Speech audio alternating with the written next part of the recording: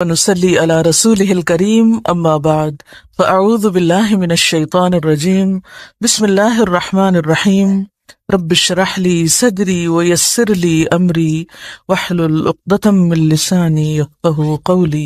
نماز عیدین، عیدین عید کا تسنیہ ہے، یعنی دو عیدیں، دونوں عیدوں پر نماز ہے۔ حضرت علی رضی اللہ عنہ فرماتے ہیں الغسل یوم الجمعۃ و یوم عرفہ و یوم النحر و یوم الفطر، جمعہ، عرفہ، قربانی اور عید الفطر کے دن غسل کرنا چاہیے۔ حضرت عبداللہ بن عمر رضی اللہ عنہ عید کے دن عیدگاہ کی طرف نکلنے سے پہلے غسل کیا کرتے تھے۔ امام نووی فرماتے ہیں کہ عید کے دن غسل کے مسئلے میں حضرت ابن عمر کے اثر سے استدلال اور جمعہ کے غسل پر قیاس کیا گیا ہے۔ عید الفطر کے لیے گھر سے نکلنے سے پہلے صدقہ فطر ادا کرنا چاہیے۔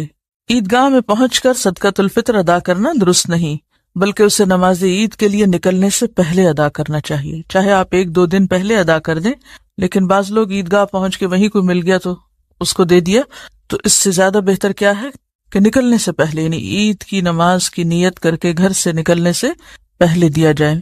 عید اگر جمعہ کے دن ہو تو نماز عید پڑھنے کے بعد جمعہ پڑھ لیں یا پھر ظہر بھی پڑھ سکتے ہیں۔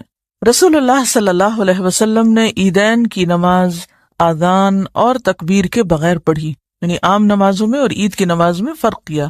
جابر بن عبداللہ رضی اللہ عنہ نے فرمایا نماز عید کے لیے اذان ہے نہ تکبیر، یعنی نہ اذان ہے نہ تکبیر، نہ پکارنا ہے اور نہ کوئی اور آواز، یعنی کسی بھی قسم کا اعلان، جیسے صلاۃ الکسوف میں الصلاۃ جامعۃ، یا بارش کے دن گھروں پر نماز پڑھنے کے لیے صلوا فی رحالکم، یا فجر کی نماز میں الصلاۃ خیر من النوم کے الفاظ کا اضافہ عام اذان سے زیادہ۔ تو اس طرح کا کوئی بھی قول یا جملہ یا پکار یا دعا کچھ بھی نہیں نماز عید سے قبل۔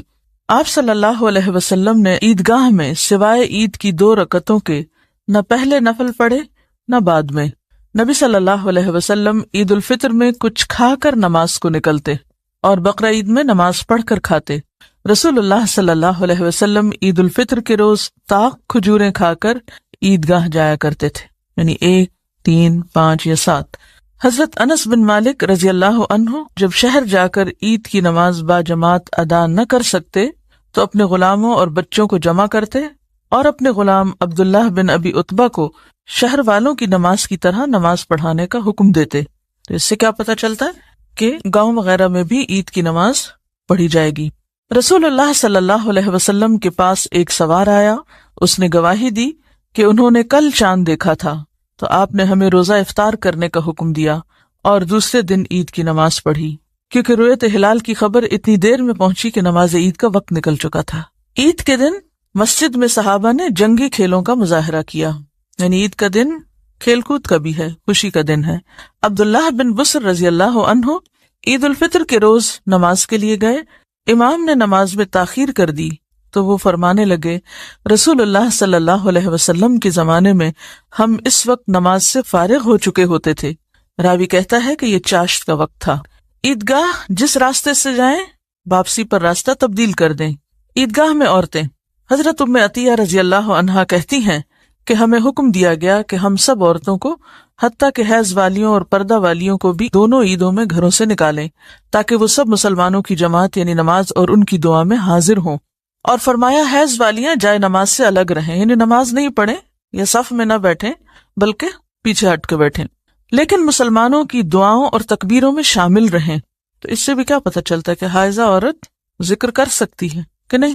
جی ہاں، دعا میں شریک ہو سکتی ہے، دعا مانگ سکتی ہے تاکہ اللہ کی رحمت اور بخشش سے حصہ پائیں۔ ایک عورت نے عرض کیا کہ اگر ہم میں سے کسی کے پاس چادر نہ ہو تو پھر وہ کیسے عیدگاہ میں جائے؟ فرمایا اس کو اس کی ساتھ والی عورت چادر اڑا دے۔ یہاں کون سی چادر مراد ہے؟ جلباب، جو گھر سے باہر نکلتے وقت عورت اوڑھے گی۔ یہ نہیں کہا کہ وہ بغیر چادر کے ہی چلی جائے، بلکہ وہ دوسری سے چادر یا تو ادھاری لے لے یا پھر اسی کی چادر میں گھس کے چلی جائے۔ رسول اللہ صلی اللہ علیہ وسلم صحابہ اور صحابیات کو، حتیٰ کہ حیض والی عورتوں کو بھی ساتھ لے کر عیدگاہ کی طرف جاتے۔ آپ کی عیدگاہ مسجد نبوی سے 1000 فٹ کے فاصلے پر تھی۔ یہ عیدگاہ البقیع کی طرف تھی، یعنی مسجد میں آپ نے نماز نہیں پڑھائی عید کی، بلکہ الگ کھلی جگہ پر، اور اس میں سب کو شریک ہونے کا حکم دیا، جس میں مرد، عورتیں، بچے سبھی شامل تھے۔ دیکھیں عید کی نماز تو ہے اجتماعی نماز، گھر میں پڑھنے والے نفل نہیں ہے عید کی نماز، ٹھیک ہے، کیونکہ نکلنے کے لیے کہا گیا نا۔ اور پھر ان عورتوں کو بھی نکلنے کے لیے اگر کہا گیا جنہیں نماز نہیں پڑھنا، تو پھر جن کو پڑھنا ہے ان کو تو نکلنا ہی ہے، اللہ ہی کہ گھر والے نہیں مانتے تو جھگڑا فساد نہ کریں، لیکن سنت یہی ہے اور ثابت سنت ہے، اور اس سے مقصود دشمن پر مسلمانوں کی تعداد کا رعب ڈالنا بھی تھا۔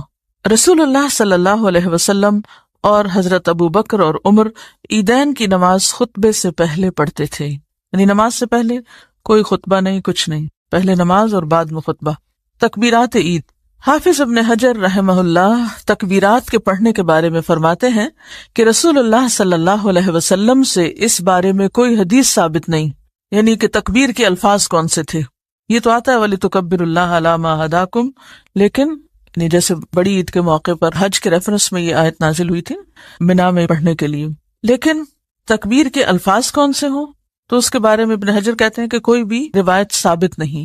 صحابہ کرام سے جو صحیح ترین روایت مروی ہے وہ حضرت علی رضی اللہ عنہ کا قول ہے۔ حضرت علی رضی اللہ عنہ عرفہ کے دن 9 ذوالحج کی فجر سے لے کر 13 ذوالحج کی عصر تک تکبیرات کہتے۔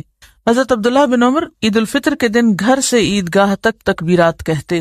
امام زہری کہتے ہیں کہ لوگ عید کے دن اپنے گھروں سے عیدگاہ تک تکبیرات کہتے، پھر امام کے ساتھ تکبیرات کہتے، تو آثار صحابہ اس زمن میں واضح ہیں۔ عبداللہ بن عباس 9 ذوالحج نماز فجر سے لے کر 13 ذوالحج نماز عصر تک ان الفاظ میں تکبیرات کہتے۔ یہ عبداللہ بن عباس کا ورژن ہے۔ اللہ اکبر کبیرہ، اللہ اکبر کبیرہ، اللہ اکبر و اجل، اللہ اکبر وللہ الحمد۔ اللہ سب سے بڑا ہے، بہت بڑا، اللہ سب سے بڑا ہے، بہت بڑا، اللہ سب سے بڑا ہے اور سب سے زیادہ صاحب جلال ہے، اللہ سب سے بڑا ہے، اللہ ہی کے لیے ساری تعریف ہے۔ حضرت سلمان یوں تکبیرات کہتے، اللہ اکبر، اللہ اکبر، اللہ اکبر کبیرہ۔ اسی طرح ابن ابی شیبہ کی ایک روایت میں حضرت عمر اور حضرت ابن مسعود سے یہ الفاظ بھی ہیں، یہاں ابن عباس کے الفاظ ہیں اور حضرت سلمان کے، لیکن ایک اور روایت میں حضرت عمر اور حضرت ابن مسعود سے یہ الفاظ بھی ہیں، اللہ اکبر، اللہ اکبر، لا الہ الا اللہ واللہ اکبر، اللہ اکبر وللہ الحمد۔ یہ کس کی روایت ہے؟ حضرت عمر اور ابن مسعود کی، اور یہ نیل الاوتار اور ابن ابی شیبہ اور طبرانی وغیرہ میں آئی ہے۔ دارقطنی کی جو روایت ہے جس میں رسول اللہ صلی اللہ علیہ وسلم سے تکبیر منسوب کی گئی ہے وہ روایت صحیح نہیں، جس کے بارے میں انہوں نے لکھا ہے کہ رسول اللہ صلی اللہ علیہ وسلم سے الفاظ تکبیر کی صراحت دارقطنی میں یوں آئی ہے، اللہ اکبر، اللہ اکبر، لا الہ الا اللہ واللہ اکبر، اللہ اکبر وللہ الحمد۔ اس حدیث کو امام ذہبی نے سخت ضعیف بلکہ موضوع کہا ہے، ٹھیک ہے۔ تو اس کا معنی کیا ہے کہ یہ آپ صلی اللہ علیہ وسلم کے الفاظ نہیں ہیں، لہذا کوئی یہ سمجھ کے نہ پڑے کہ یہ تکبیرات آپ نے پڑھی ہیں، بلکہ تکبیرات کے یہ جتنے بھی الفاظ ہیں یہ صحابہ کرام سے منسوب ہیں۔ اب 3 طرح کے تکبیرات ہمارے سامنے ہیں، ایک جو عبداللہ بن عباس کی ہیں، ٹھیک ہے، دوسری حضرت سلمان کی، سلمان فارسی یعنی، تیسری حضرت عمر اور ابن مسعود۔ تو یہ جو آخری تکبیر ہے یہ بیسیکلی حضرت عمر اور حضرت ابن مسعود کی ہے۔ جس روایت میں یہ بات آئی ہے کہ یہ رسول اللہ صلی اللہ علیہ وسلم نے فرمائی، وہ روایت سخت ضعیف ہے، یعنی یہ آپ سے منسوب نہیں کی جا سکتی۔ اب آپ کے ذہن میں سوال یہ پیدا ہوگا، کیا پھر ہم تکبیر پڑھیں یا نہ پڑھیں؟ کیا کہتے ہیں آپ؟ کیوں؟ آثار صحابہ سے ثابت ہے، یعنی صحابہ کرام کا طرز عمل موجود ہے۔ یہ مت کسی کو کہیں کہ یہ حضور صلی اللہ علیہ وسلم کے الفاظ ہیں، بس اتنا سا فرق ہے۔ چلیے، نماز عید کا طریقہ۔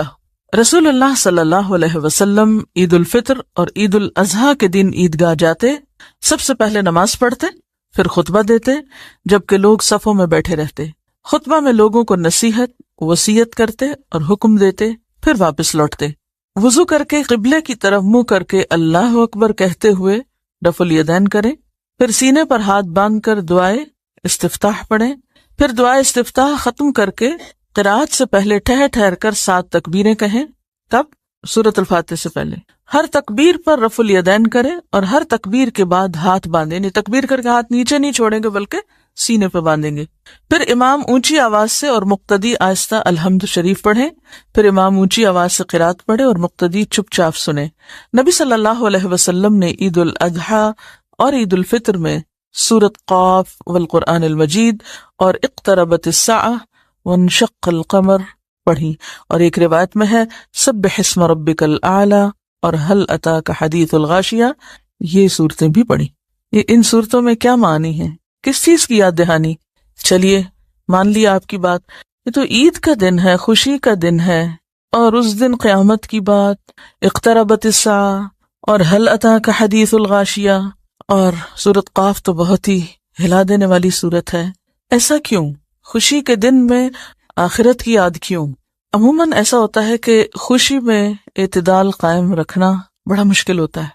جب انسان کو کوئی خوشی کا موقع ہوتا ہے، اور پھر اجتماعی خوشی، ایک تو ہوتی ہے نا آپ کی انڈیویجول انفرادی خوشیاں، مثلاً کسی کی شادی ہے، یا کسی کے گھر بچہ پیدا ہوا، یا کوئی امتحان میں پاس ہوا، یہ خوشی کیسی خوشی ہے؟ انفرادی خوشی، آپ منا رہے ہیں خوشی، آپ کے گھر والے منا رہے ہیں، محدود پیمانے پر ہے۔ اور ایک خوشی وہ خوشی ہے جو سارا شہر منا رہا ہے۔ اب وہ کام جو سب لوگ مل کے کر رہے ہیں، تو اس میں اس بات کا اندیشہ ہو سکتا ہے نا کہ انسان خوشی میں پھر حد سے بڑھے، اور ایسے حد سے بڑھے کہ بالکل ہی اللہ کی یاد سے غافل ہو جائے۔ تو ایسے موقع پر بھی آخرت کی یاد دلائی گئی تاکہ انسان کسی بھی وقت اپنے اس اصل گھر سے غافل نہ ہو۔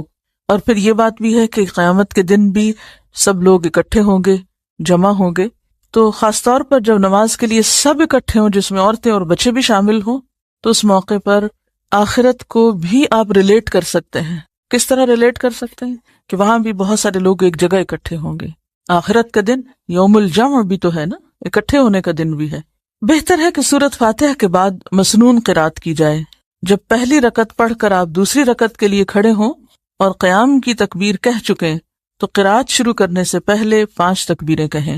دوسری رکعت میں قیام کی تکبیر کہہ چکے تو قرات شروع کرنے سے پہلے 5 تکبیریں کہیں۔ پہلی رکعت میں تکبیریں کب ہوں گی؟ دعائے استفتاح کے بعد، اور دوسری رکعت میں ابتدا میں۔ ان تکبیروں میں بھی رفع الیدین کریں، اور ہر تکبیر کے بعد ہاتھ باندھیں۔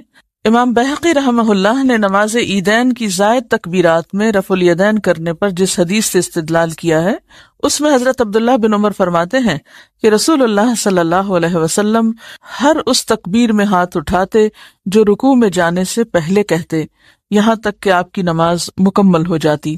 آپ دیکھیے کہ تکبیروں کے ساتھ ہاتھ اٹھانا ہے نا۔ تکبیریں تو آپ سجدے کے اندر جاتے اور اٹھتے ہوئے بھی پڑھتے ہیں، تو پھر وہاں کیوں نہیں ہاتھ اٹھاتے؟ تو اس سے کیا پتہ چلتا ہے کہ نماز عید میں بھی جو ہاتھ اٹھاتے ہیں، یا عام بھی نماز میں جو رفع الیدین کرتے ہیں، یہ تمام رفع الیدین رکوع سے اٹھنے تک ہے۔ جب آپ سجدے میں چلے جائیں تو سجدے میں جاتے اور اٹھتے وقت رفع الیدین نہیں ہوگا۔ پھر 2 رکعتیں پڑھ کر سلام پھیر دیں۔ رسول اللہ صلی اللہ علیہ وسلم، حضرت ابو بکر اور عمر اور عثمان رضی اللہ عنہم پہلے نماز پڑھتے، پھر خطبہ دیتے۔ عیدین کا خطبہ ممبر پر نہ پڑھیں، یعنی جیسے جمعے کا خطبہ امام اوپر اٹھ کے سیڑھی پر اوپر جا کے پڑھتا ہے، تو عیدین کا اس طرح نہیں۔ ابو سعید خدری کی حدیث سے معلوم ہوتا ہے کہ عیدگاہ میں ممبر کا اہتمام مروان بن حکم کے عہد میں کیا گیا، یعنی یہ بعد کی روایت ہے۔ ابو داؤد اور ابن ماجہ میں ہے کہ ایک شخص نے مروان کے اس فعل پر اعتراض کرتے ہوئے کہا، تم نے عید کے روز ممبر لا کر سنت کی مخالفت کی، کیونکہ اس روز اسے نہیں لایا جاتا تھا۔ نبی صلی اللہ علیہ وسلم کے دور میں ایسا نہیں ہوا تھا کہ عیدگاہ میں ممبر لے جایا جائے، ٹھیک ہے، اور خلفائے راشدین کے دور میں بھی نہیں ہوا۔ بعد میں ہوا تو اس پر اعتراض کیا گیا۔ اب دیکھیے کہ اس میں ایک ایکسٹرا تکلیف بھی تو ہے نا، اگر اسپیکر کا انتظام ہے اور آواز پہنچ رہی ہے تو کافی ہے۔ بیسیکلی صحابہ کرام کی ایک احتیاط کو آپ دیکھیے کہ حد الوسع اس چیز سے بچنے کی کوشش کرتے تھے کہ کہیں ہم آپ سے آگے نہ چلے جائیں۔ جو سورۃ الحجرات میں جیسے آتا ہے نا، لا تقدموا بین یدی اللہ ورسولہ، جو کام آپ نے نہیں کیا۔ اسی لیے جب حضرت عثمان نے مسجد میں ایکسٹینشن کی تو بھی لوگوں نے اعتراض کیا کہ آپ کیوں اس کو اس طرح بنا رہے ہیں، تھوڑا بہتر بنائی، پکی اینٹوں کی بنائی تھی۔ حضرت عائشہ کے پاس بچیاں دف بجا کر اچھے اشعار گا رہی تھیں، ابو بکر رضی اللہ عنہ نے انہیں منع کیا۔ نبی صلی اللہ علیہ وسلم نے فرمایا، اے ابو بکر انہیں کچھ نہ کہو، بے شک آج عید کا دن ہے، بلا شبہ ہر قوم کی ایک عید ہوتی ہے اور آج ہماری عید ہے۔ لیکن اس سے کہیں یہ ثابت نہیں ہوتا کہ انسان فحش اور لچر قسم کی باتیں شروع کر دے۔ اس حدیث سے استدلال کرتے ہوئے کسی کی شادی کا موقع تھا تو اس میں بچیاں شعر پڑھ رہی تھی اور آپ صلی اللہ علیہ وسلم وہاں تشریف لائے، تو آپ نے ان کو منع نہیں کیا، لیکن جب ایک خاص شعر پر پہنچی جس میں فخر اور غرور کی کچھ بات تھی تو آپ نے فرمایا کہ یہ نہ کہو بلکہ وہی پڑھو جو پہلے پڑھ رہی تھی۔ اچھا، اس سے یہ پتہ چلتا ہے کہ مومن کو ہر موقع پر آنکھیں کھلی رکھنی چاہیے، یعنی وہ کسی بھی حکم پر جب عمل کرے گا تو آنکھیں کھول کر کرے گا، یعنی صرف جزوی استدلال نہیں کیا جا سکتا مختلف مواقع سے کہ اگر یہ ثابت ہو گیا کہ یہاں شعر پڑھنے کی عید کے دن یا کسی شادی کے موقع پہ گانے کی اجازت ہے تو صرف شعر یا گانے کے لفظ سے انسان پھر ایک جواز نکال لے اور پھر جو جی میں آئے کرے، اور یہ کہے کہ کیونکہ آپ کے زمانے میں بھی تو ایسا ہوتا تھا، آپ صلی اللہ علیہ وسلم نے اگرچہ اجازت دی اور آپ کی موجودگی میں یہ فعل ہوا، لیکن اس کے باوجود جو الفاظ کی سلیکشن تھی اور جو اشعار کی سلیکشن تھی اس کو مد نظر رکھا گیا۔ ڈاکٹر فرحت ہاشمی صاحبہ کے مستند بیانات سننے کے لیے ہمارے چینل قرآنک پلس کو سبسکرائب کریں۔ یہاں قرآن و حدیث کی روشنی میں حقیقی رہنمائی اور روحانی ترقی کے خزانے ملیں گے۔ ابھی جڑیں اور دین کو گہرائی سے سمجھیں۔ جسے لوگ جمع کر رہے ہیں تو نماز کامیابی کا ذریعہ ہے، ٹھیک ہے، لیکن کب؟ جب اس میں خشوع ہو، اور خشوع نماز میں کب آتا ہے؟ جب کس چیز سے پرہیز کریں؟ لغو سے، فضول باتوں سے۔ تو اپنی نمازوں کو اچھا بنانے کے لیے ہم نے کیا کرنا ہے؟ لغو باتوں، بیکار، فضول، بے مقصد باتوں سے پرہیز کرنا ہے۔ نماز اللہ تعالیٰ کی رحمت حاصل کرنے کا ذریعہ ہے، بخشش کا ذریعہ ہے، اللہ کے قرب کا ذریعہ ہے، اللہ کے دیدار کا ذریعہ ہے۔ نبی صلی اللہ علیہ وسلم نے ایک دفعہ فرمایا، 14ویں رات کے چاند کی طرف دیکھا اور فرمایا تم لوگ ضرور اپنے رب کو اسی طرح دیکھو گے جس طرح اس چاند کو دیکھ رہے ہو، یعنی جس طرح چاند کو دیکھنے میں کوئی مشکل نہیں ہو رہی، ایسے ہی رب کو اپنے سامنے دیکھو گے اور تمہیں اس کے دیدار میں کوئی مشقت نہیں ہوگی۔ بس اگر تمہیں اس کی طاقت ہو کہ سورج طلوع ہونے کے پہلے اور غروب ہونے کے بعد کی نمازوں میں سستی نہ کرو تو ایسا کر لو، یعنی اگر رب کا دیدار چاہتے ہو تو پھر نمازوں میں سستی نہیں۔ اچھا، نماز میں سستی کون کرتا ہے؟ یا جہاں مومن خشوع اختیار کرتے ہیں وہاں منافق مارے بندے آتے ہیں۔ وَلَا يَأْتُونَ إِلَى الصَّلَاةِ إِلَّا وَهُمْ كُسَالَىٰ يُرَاءُونَ النَّاسَ، لوگوں کو دکھانے کے لیے پڑھتے ہیں کہ ہم نماز پڑھتے ہیں، ہم نے پڑھ لی ہے۔ پھر اسی طرح یہ ہے کہ نماز سکون اور راحت کا ذریعہ ہے، نماز تزکیہ نفس کا ذریعہ ہے۔ إِنَّ الصَّلَاةَ تَنْهَىٰ عَنِ الْفَحْشَاءِ وَالْمُنكَرِ وَلَذِكْرُ اللَّهِ أَكْبَرُ، اللہ کا سب سے بڑا ذکر ہے، یا اللہ کا ذکر سب سے بڑی چیز ہے۔ واللہ یعلم ما تصنعون۔ اور پھر یہ ہے کہ نماز شعوری عبادت ہے، شعوری عبادت۔ شعوری عبادت کا کیا مطلب ہے؟ کہ ہوش و حواس کی حالت میں پڑھی۔ اگر کوئی نشے سے ہو تو کیا کہتے ہیں؟ لا تقربوا الصلاۃ وانتم سکارا، یس۔ اسی طرح سخت نیند آئی ہوئی ہو، پتہ ہی نہ چلے کیا پڑھ رہے ہیں، تو اور بھی کچھ حالتیں ایسی ہیں۔ عمار بن یاسر کہتے ہیں میں نے رسول اللہ صلی اللہ علیہ وسلم کو فرماتے ہوئے سنا کہ آدمی نماز پڑھ کر اس حال میں لوٹتا ہے کہ کبھی اس کے لیے اس کی نماز کا 10واں حصہ، 1/10 اونلی، کبھی 9واں، کبھی 8واں، 7واں، 6واں، 5واں، 4واں، تہائی حصہ یا آدھا حصہ اجر لکھا جاتا ہے۔ یعنی ہر آدمی کی نماز کا اجر مختلف ہوتا ہے، تو جس کی نماز جتنی اچھی ہوگی اس کا اجر اتنا ہی زیادہ ہوگا۔ تو اس لیے ہمیں ایبسنٹ مائنڈیڈنس کے ساتھ نماز نہیں پڑھنی، بلکہ ہوش و حواس کے ساتھ نماز پڑھنی۔ اچھا، اب نماز سے پہلے کیا ہوتا ہے؟ آذان۔ اذان ہوتا ہے یا آذان ہوتا ہے؟ آذان ہوتا ہے، اذان ہوتا ہے۔ آذان کیا ہوتا ہے؟ کان، ٹھیک ہے جی۔ اذن کے آذان ہے نا، اذن کی جمع آذان ہے، ٹھیک ہے جی، ہاں۔ وَلَهُمْ آذَانٌ لَا يَسْمَعُونَ بِهَا، اور ان کے جزاک اللہ خیر، اور ان کے کان ہیں جن سے وہ سنتے ہی نہیں۔ تو یہ فرق رکھنا ہے۔ اب آپ نے بھی آذان نہیں کہنا، آج کے بعد کیا کہنا؟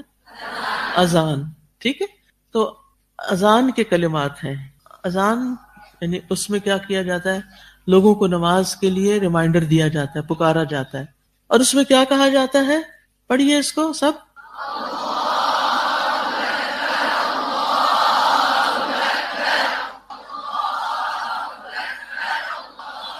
جزاک اللہ خیر۔ یعنی ہر سٹیپ پہ ہم رکیں گے تھوڑا سا، ٹھیک، سانس بھی لیں گے۔ کیا مطلب ہے اللہ اکبر؟ ہم کیا سمجھتے ہیں کون بڑا ہے؟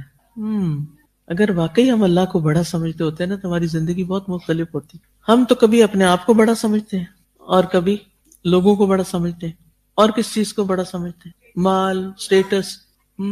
آپ دیکھیے کہ اگر ہم صرف یہ لفظ بھی سمجھ کے شعور سے ادا کرنا، اللہ اکبر، اللہ سب سے بڑا ہے، تو پھر میری تو کوئی بڑائی نہیں نا۔ یہ چیز تکبر کی نفی کر دیتی ہے۔ اور تکبر جو ہے اس کا وہ رائی کے دانے برابر بھی تکبر ہونا تو وہ شخص جنت میں نہیں جا سکتا. تو ہمیں واقعی اللہ کو بڑا سمجھنا ہے. اللہ اکبر، اللہ سب سے بڑا ہے. اچھا جب کوئی آپ کی بےزتی کر دے، بے عزتی تو نہیں کہہ سکتی، ہم عام طور پر اس کو مختصر الفاظ میں بولتے بےزتی. بےزتی بھی کہتے ہیں، جی ہاں بےزتی بھی کہتے ہیں، کچھ اور بھی کہتے ہیں. سپرلیٹو ڈگری زیادہ ہو تو پھر بےزتی ہوتی، تھوڑی ہو تو بےزتی. ہاں عزت کروا لی اپنی.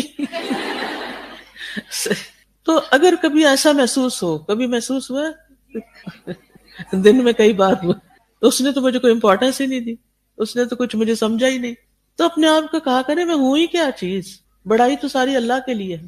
الکبریاء للہ، اللہ سب سے بڑا ہے، میں سب سے بڑی نہیں. اچھا جب ہم کہتے ہیں نا اللہ سب سے بڑا ہے، تو پھر اللہ کی بات بھی سب سے بڑی ہے، وہ ہماری زندگی میں واقعی بڑا ہونا چاہیے. اب کبھی کبھی میں سوچتی ہوں کہ ہم پتہ نہیں کیسی حیوانوں والی زندگی بسر کر رہے ہیں، دن میں اتنی دفعہ سنتے بھی ہیں اور کہتے بھی ہیں اللہ اکبر، لیکن ایک دفعہ بھی دن میں یہ شعور یا احساس نہیں جاگتا کہ میری زندگی میں سب سے بڑا اللہ ہے، اس کا حکم سب سے آگے ہے. کیونکہ ہم یہ کہتے ہیں فلاں کیا کہے گا، وہ کیا سوچے گا، اس کا کیا ہوگا، اس کا مطلب ہم ان سب کو بڑا سمجھتے ہیں، اور جو اللہ سبحانہ و تعالیٰ کی ہستی ہے اس کو پیچھے کر دیتے ہیں. تو یہ ناانصافی نہیں ہونی چاہیے. تو اب نیکسٹ ٹائم جب آپ اذان سنیں گے نا، اور دو اذانوں کے بیچ میں اگر کوئی ایسا مس ہیپ ہو چکا ہے کہ جس میں آپ کو کوئی امپورٹنس نہیں دی گئی یا آپ کو بڑا نہیں مانا گیا، کہ بڑائی تو ساری اللہ کے لیے، اللہ ہی سب سے بڑا ہے اور اللہ کی بات ہی سب سے بڑی ہے. وَكَلِمَةُ اللَّهِ هِيَ الْعُلْيَا. ٹھیک ہے، آگے ہے اب یہ جو نا لفظی ترجمہ، تو یہ اگر میں نام بھی بولوں نا، کیونکہ یہ کافی انڈرسٹوڈ بھی ہے اور آپ کے پاس لکھا ہوا بھی ہے، آپ اس کو خود پڑھ کے اس کو یاد کر سکتے ہیں، اور میں دیکھتی ہوں ایک ایک لفظ کا کروا بھی دیتی ہوں کسی طرح. جی اگلی شہادت، یعنی پہلی شہادت دو جملے بس پڑھیے، اس طرح ہر سیٹ آپ پڑھیں گے، ٹھیک ہے.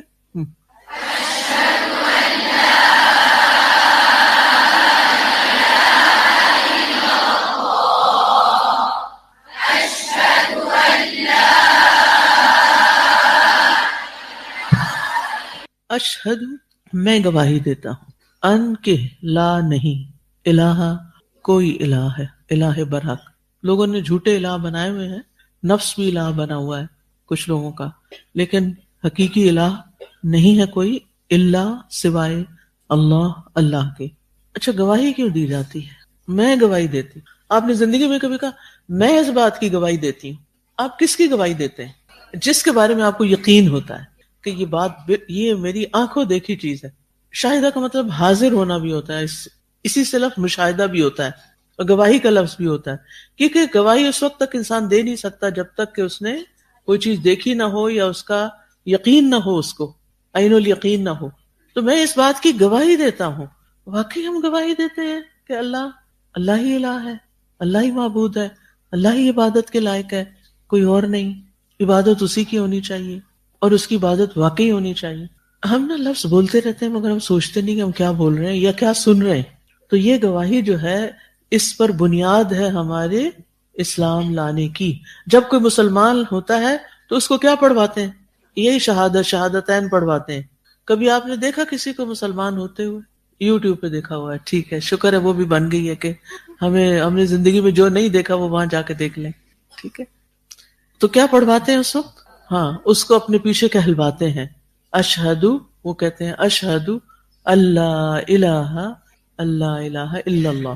ٹھیک ہے، تو اللہ کرے کہ آپ کے ہاتھوں بھی کوئی مسلمان ہو جائے.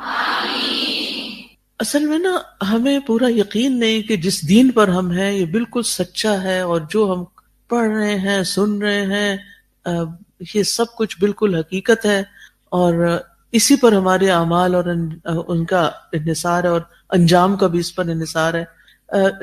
جب آپ کو کسی سچائی پر پورا یقین ہوتا ہے نا تو آپ اس کو برملا کہہ بھی سکتے ہیں، آپ کو کہتے ہوئے بھی ڈر نہیں لگتا، آپ کو کوئی جھجک نہیں آتی. میں پچھلے 2 دن ریاض میں تھی، تو جس دن میرا پہلا دن تھا تو اس دن رات کو ایک خاتون سے ملاقات ہوئی، وہ کسی کام سے آئی تھی.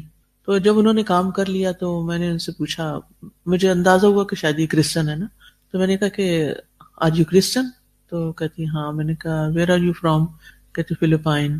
تو میں نے پوچھا پہلے تھوڑی سی باتیں کی کہ اچھا کب سے یہاں ہو. چند مہینے بتائے اس نے. تو میں نے کہا کہ what do you believe is Jesus son of God? کہتی yes yes son of God. میں نے کہا but he was a human wasn't he? کہتی yes he was a human. میں نے کہا از گاڈ اے ہیومن؟ کہتی نو. میں نے کہا then how can he be son of a non human? کہتی yes you are right it make sense. میں نے کہا کہ وہ انسان ہیں، ایک عورت سے پیدا ہوئے ہیں، اور اللہ سبحانہ وتعالیٰ آپ کہتی ہیں انسان نہیں ہے، ہیومن نہیں ہے، تو پھر یہ کیا ہے؟ یعنی کسی کا بھی بیٹا اس کی اپنی جنس سے ہی ہوتا ہے نا. اب بلی سے کتا تو نہیں پیدا ہوتا. آپ یقین کریں کہ صرف میرے سوال تھے. میں ہمیشہ جب بھی کسی الحمدللہ مختلف جگہوں پہ جہاں بھی میرا نان مسلم سے انٹریکشن ہوتا ہے میں ضرور اس بات کو لے آتی ہوں بیچ میں کہ اس ملاقات کا کچھ نہ کچھ حق ادا ہو جائے. تو میں نے کہا کہ we Muslims we do not believe him as a son of God, we believe him as a prophet of God. He was a prophet like other prophets. کہتی یس اٹ میک سینس. میں نے کہا کہ خیر اس سے پھر میں کچھ بات کرتی رہی. میں نے کہا کہ فرام ناؤ اب تم کیا کرو گی آئندہ؟ میں نے کہا where ever you go say tell them Jesus was not son of God. کہتی yes I will tell them. اچھا پتہ کیا ہوا؟ اٹھی اور اس نے مجھے گلے لگا لیا. کہتی my meeting with you is not an incident, it's not incidentally happened, کہ ایسے اچانک ہی نہیں ہم مل گئے. It was a purpose that I was sent to you. وہ میرے کسی کام سے آئی تھی. تو یعنی اس کی آنکھوں میں ایسی چمک اور روشنی، اور پھر کہتی ہے کہ I'm so grateful to you, you have told me your truth and this and that. اور میں نے کہا کہ okay then now from now onwards یہ بات تم سب کو کہو. اچھا تھوڑی دیر کے بعد کوئی کمرے میں آئے، اس کو کہنے لگی you know she told me Jesus was not son of God and I believe now. تو بہرحال اسی طرح کچھ دن میں کینیڈا میں تھی جب، تو کسی کام سے میں کسی تھراپی کے لیے گئی، تو وہ لڑکی سکھ تھی. تو اس سے میں نے کہا کہ اچھا how many Times you pray in a day? کہتے نا روز تو نہیں صبح پڑھتے ہیں شاید، یہ کوئی پنجابی بولتے ہیں نا، تو صبح پڑھتے ہیں یا کچھ اس طرح کر کے اس نے بتایا. اچھا میں نے کہا بٹ وی مسلمز وی پرے 5 times a day. تو پھر میں نے کہا کہ گاڈ کتنے ہیں؟ تو اس کو کچھ اتنا زیادہ پتہ ہی نہیں تھا، لاس تھی. پھر میں نے کہا do you have a book, do you read that book, God has sent you a book? کہتی کہ but we don't read that. وہ تو ہوتی ہے گردوارا میں اور اس کو ہمارے بڑے ہی پڑھتے ہیں. اب یقین کریں مجھے اتنا اللہ کا شکر ادا ہوا، اللہ آپ نے ہمیں ایسی کتاب دی ہے جو بالکل سچی کتاب ہے، اور ہمیں اس کو پڑھنے اور پڑھانے کی توفیق دی. تو نے ہمارے لیے وہ کتاب کھل گئی، ہمیں پتہ ہے ہمیں کیا کرنا ہے. اللہ نے ہمیں ایک ایک بات بتا دی. ان لوگوں کے پاس کتاب ہی کوئی نہیں، ان کے پاس کتاب ہی نہیں ہے. ان کو پتہ ہی نہیں ہے کہ اللہ نے ہمیں کیوں بھیجا دنیا میں. ان کو پتہ ہی نہیں ہے کہ انہوں نے کیا کرنا ہے. یہ کس طرح زندہ ہے اللہ کے ذکر کے بغیر. خیر کچھ اور چیزیں باتیں میں اس کے ساتھ کرتی رہی. تو اسی طرح ایک اور جگہ پر میں گئی تو وہاں پر وہ بدھسٹ تھی، بدھسٹ. تو میں نے اس سے پوچھا کہ do you believe in God? کہتی واٹ گاڈ؟ اس کو لفظ گاڈ ہی نہیں پتا تھا. میں نے اس کو بینیفٹ آف ڈاؤٹ دیا. میں نے کہا شاید یہ انگلش اتنی نہیں جانتی تو اس لیے اس کو گاڈ کا نہیں پتا. تو لیکن اس کا یہ حیرت اور اظہار کہ گاڈ کیا ہوتا ہے، یعنی یہ ورڈ ہی کیا ہے گاڈ. یہ آپ یقین مجھے ایسا لگا کہ چوٹ ماری ہے کہ ایسے بھی لوگ دنیا میں رہتے ہیں جن کو پتہ ہی نہیں کہ ان کو پیدا کس نے کیا. اور ایسے لوگوں سے دنیا بھری پڑی جو سوچتے بھی نہیں. آپ خوش قسمت ترین لوگوں میں سے جنہیں اللہ نے اپنے دین کی سمجھ کے لیے چنا، اور اللہ تعالیٰ اس پر آپ کو یقین عطا کرے کہ یقین بہت بڑی دولت ہے. اور پھر اس پر گواہی دینے والا بھی بنایا آپ کو. اور اللہ آپ کو توفیق دے کہ جہاں کہیں کسی ایسے شخص کو ملے آپ اس سے صرف سوال کریں. اچھا آپ کیا کرتے ہیں؟ پہلے آپ کامن گراؤنڈز پہ سوال کریں، کیا پکاتے ہیں، کیا کھاتے ہیں، مثلا جیسا بھی کوئی شخص آپ کو نا، اچھا کیا کرتے ہیں، اچھا پھر یہ آپ کیا سوچتے ہیں، یہ جو فلاں چیز ہوئی ہے اس کے بارے میں آپ کو کیا سوچتے ہیں، آپ کے دل میں کبھی کوئی پریشانی تو نہیں آئی، آپ خوش رہتی ہیں، یا آپ کو کبھی انزائٹی تو نہیں ہوئی، یا یعنی ڈفرنٹ، یہ نہیں کہ کوئی لگے بندے کے رٹے رٹائے سوال ہے جو آپ کو پکڑا دیں گے ہم یہاں اور آپ جا کے وہ دیکھ کے کوشچن اسائنمنٹ حل کریں گے. ایسا نہیں ہوتا. دعوت سچویشنل ہوتا ہے. آپ ان کے ساتھ بات چیت کریں گے، اور اس سے پہلے دل میں ہمدردی لائیں گے. اللہ یہ بھی تیرا بندہ ہے، اللہ تو نے مجھے دیا نا پہچان، تو میں اس کے شکر کے طور پر چاہتی ہوں کہ اس کو بھی تیری پہچان ہو جائے. اور یہ ہماری خیرخواہی ہر ایک کے لیے ہونی چاہیے، مسلم نان مسلم سب کے لیے، کیونکہ کسی کی بھی اصلاح شروع ہوتی ہے اخلاص سے، خیرخواہی سے.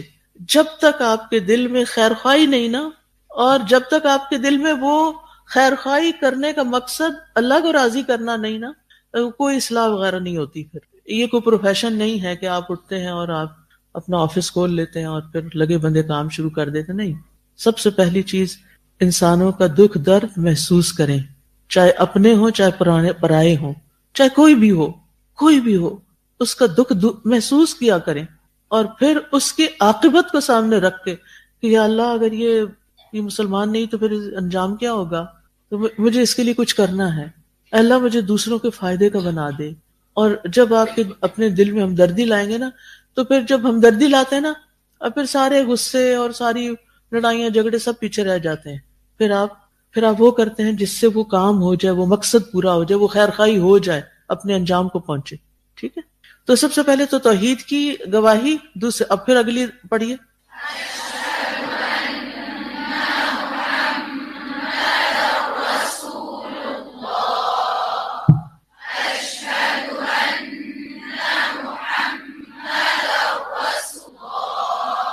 اشہد، میں گواہی دیتا ہوں، انا کہ محمدن محمد رسول اللہ اللہ کے رسول ہیں، الہ نہیں ہے.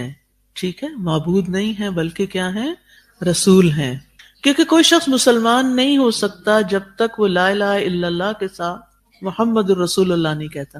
ٹھیک ہے، تو جب کبھی اللہ آپ کو موقع دے کسی کو بھی مسلمان کرنے کا، تو یہ دو چیزیں جو ہیں یہ آپ نے ان کو کہلوانی اور مطلب بھی بتانا ہے. نیکسٹ پڑھیے.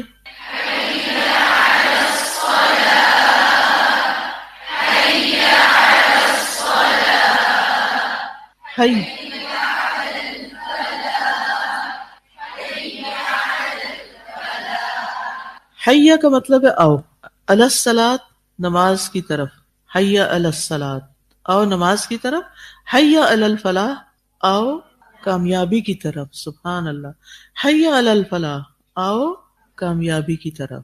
گویا مؤذن ہمیں نماز کے لیے بلا کر کس چیز کی طرف بلاتا ہے؟ کامیابی کی طرف.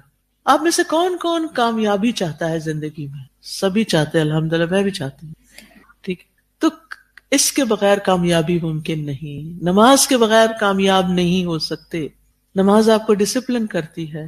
کامیاب ہونے کے لیے بہت اہم کوالٹی ہے لائف میں ڈسپلن ہونا. نماز آپ کے سونے جاگنے کی روٹین کو درست کرتی ہے. نماز آپ کے کھانے پینے کے طریقوں کو درست کرتی ہے، کیونکہ جس کو نماز کی فکر ہوتی ہے نا، تو پھر وہ سوچ سمجھ کے کھانا کھاتا ہے کہ مجھے ایسی چیزیں نہیں کھانی کہ جس کی وجہ سے میرا وضو نہ رہے اور میری نماز خراب ہو اور میں نماز میں لیٹ ہو جاؤں یا نماز میں سستی ہو. وہ اتنا نہیں کھائے گا شیطان کی طرح کہ جس کے بعد وہ پڑھ جائے اور نماز ہی نہ پڑھے. تو یہ جو لفظ ہے نا الفلاح، خشوع کے بعد ایک اور کی ورڈ دیکھ لیں کہ نماز کیا ہے؟ الفلاح کا ذریعہ ہے، کامیابی کا ذریعہ ہے. میں زندگی میں سکسیس چاہتی ہوں، اس لیے مجھے کیا کرنا ہے؟ نماز کی پابندی کرنی ہے، نماز پڑھنی، وقت پہ پڑھنی اور اس کے اذکار یاد کرنے ہیں. پرسوں میری میٹنگ تھی ہمارے جو ریاض میں الحمدللہ بہت سے ساتھی ہیں جو ماشاءاللہ بہت محنت کر رہے ہیں اور بہت اچھی طرح اوروں کو دین کی طرف یعنی سکھا رہے ہیں، جیسے آپ کے گروپ انچارجز ہیں، جیسے آپ کے دیگر ٹیچرز ہیں. تو ان کو مل کے بہت ہی